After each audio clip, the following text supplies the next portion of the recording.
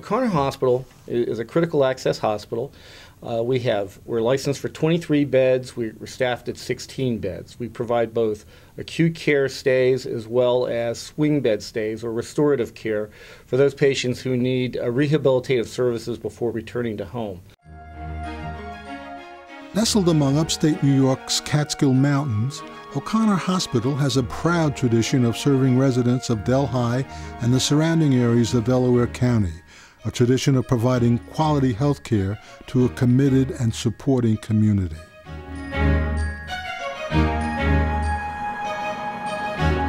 We have a very strong commitment from our community. There hasn't been a time when there hasn't been a need for support for O'Connor Hospital that the community hasn't been there.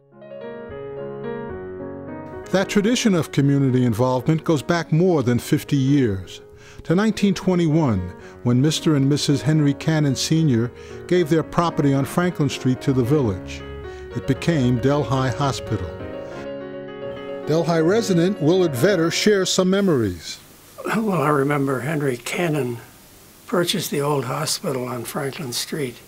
At that time, we would have like 3 doctors, where now we have about 12 or 14, I believe. And Dr. Flint, and a personal friend of mine also, was a doctor who would visit us when I had 2 children, and he did house calls, which many doctors now no longer do.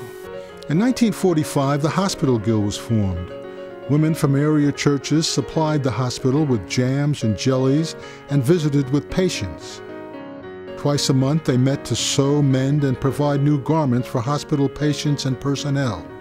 They had a sewing room downstairs in the first original hospital, and they had sewing machines there, and people would come, on appointed times, and that's what they would do, is they would sit around there and repair things that needed fixing.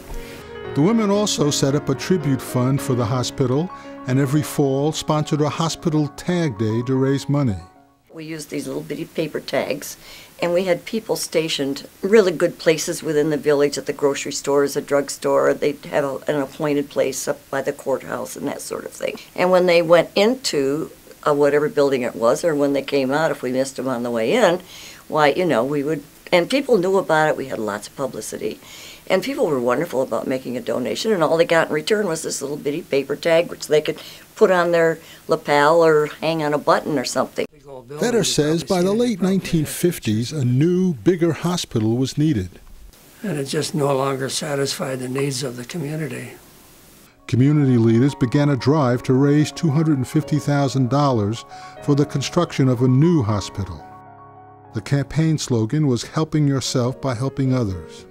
And in 1958, a new hospital opened its doors. I was involved in the original campaign to raise the money to build this hospital, which was in 1956 and 57. And all this was funded by the O'Connor Foundation.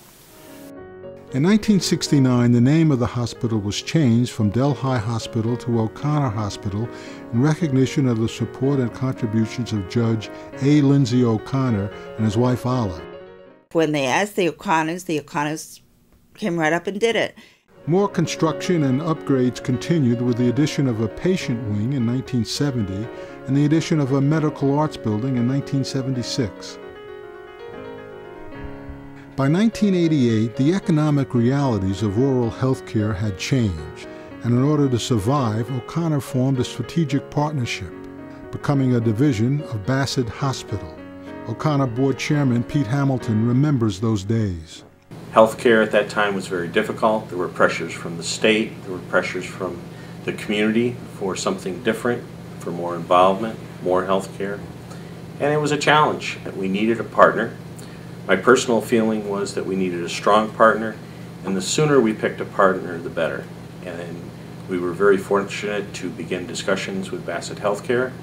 And it's through Dr. Streck and his leadership and vision that enabled O'Connor to have very prudent and deep conversations with the Bassett organization. By 1998, O'Connor was no longer a division of the Bassett Healthcare Network, but to this day still maintains a strong affiliation with Bassett through contractual agreements with its physicians and administrators. In 1993, the O'Connor Medical Arts Building was expanded. In the early 90s, we felt, again, we needed to bring the services up to another level here at Delhi, and the radiology project involved upgrades to our X-ray program, bringing CT to the hospital, as well as some renovations in terms of the structure of the building. I got here right out of the military in 1984 in February, and at that time we had a one-room X-ray department. Today we've changed over. My gosh, it's a whole new addition to the building. We've got CT scanning, mammography, ultrasound, DEXA scanning. So we've really come a long way in the 24 years I've been here. Unbelievable. In 1998, with donations from the Clark companies as well as local emergency response and fire units, a helipad was built. And 6 years later, another addition with new surgery, dental, and specialty clinics, as well as expansions of the physical therapy and pharmacy departments.